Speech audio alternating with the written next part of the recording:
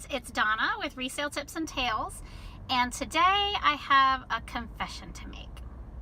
I made a mess up on eBay last week. Not just one, 2 times I messed up on eBay. I wanted to share these 2 things with you really quickly. I just wanted to do a quick video while I'm waiting for Lily to pick her up from school. Just to share my experiences with you so that hopefully maybe you won't make the same mistakes. So this is part of the tips, I guess. The first mistake I made was last week. So I have a bunch of items that I sometimes pick up that are worth a significant amount of money, and usually I let them sit for a while to see if someone will offer me best offer, because you know, if you only pay $1 for something, if you can get $100 for it, that's great, and if not, I reduce the price over time. So I have this Ralph Lauren jacket. It's a beautiful men's vintage jacket. It's a raincoat, and it has like it's called waxed, but it's a weird texture on the outside. Sometimes people call them hunting jackets or fishing jackets. And I've had it listed for about 2 or 3 months, I think now. Well, I have it posted for $129.99, and of course it's best offer. I have best offer on all my listings. And I think it was Thursday, I got a best offer from somebody in Australia, which that doesn't bother me. And they offered me $50, so it's kind of a lowball offer. Most people will start half, and of course that was less than half. So I was thinking, okay, what do I want to counter back at? So I countered back at, I think, $100 maybe, or $95, and we bantered back and forth. I think he came up to about $70, and I came back at $90. You know, we just went back and forth. Finally, he gave me an offer for $80, and I sat there, and in my gut, I thought, that's a lot of money. I couldn't remember how much I had spent on the jacket, but it couldn't have been any more than $5, maybe even $10, and still that would have been a nice profit. But then the greedy side got a hold of me, and I thought, maybe I could squeeze another $5 out of this guy, because it is going to Australia, so I might lose a little on shipping. So I offered back $85, and then it was cricket. Nothing. I heard nothing back from him. I thought, oh, shoot. You know, here I am. I've just lost $80 sale. So I contacted him by email through eBay, and I said, you know, I'll accept your offer of $80. You just have to submit a counter offer. Crickets. Haven't heard from him since. I'm so mad at myself. So then I went to look, well, how much did I pay for that jacket? I only paid $1 for it. So I just want this to be a lesson that don't be greedy. Unless you really know something is worth a big value, and then you might want to sit on it and be aggressive with your bids. But for this situation, I really should have accepted that last offer of $80. We were kind of meeting somewhere in the middle, and maybe he got annoyed by that I was asking for another $5. I'm not quite sure. Maybe he'll come back and he'll buy it eventually. I don't know. So I've lowered my price right now, hoping maybe I can get interest to go ahead and move that inventory, because I feel a little bitter about it.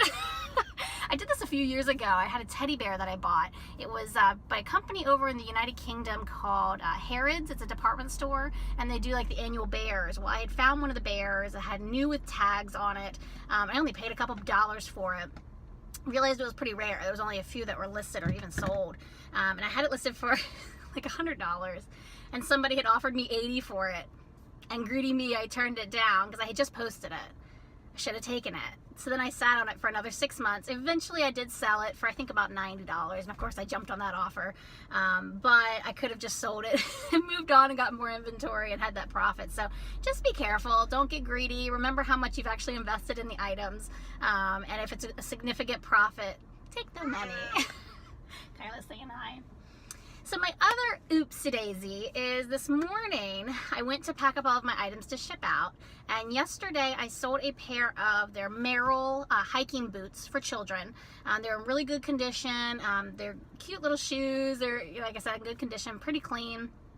And the person paid full price. I think it was $24.99, and they paid for shipping. So I print the packing slips like I always do, and I'm looking at it, and it said that it was size 6. I'm like, okay. Oh no, sorry, my inventory sheet said size 6. My shipping label though said size 4. And I'm thinking, oh no, maybe I just put it wrong on my inventory sheet, which is just my own personal tracker.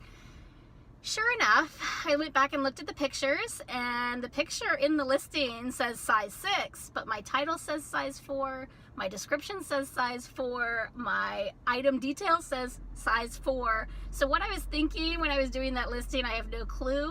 So when I finally pulled the shoes this morning, I looked at the tag, and sure enough, they are size 6. So I had to suck it up, and I had to contact the customer and say, I'm so sorry, I messed up, I apologize profusely. What size did you actually need? Because all I have is the size 6.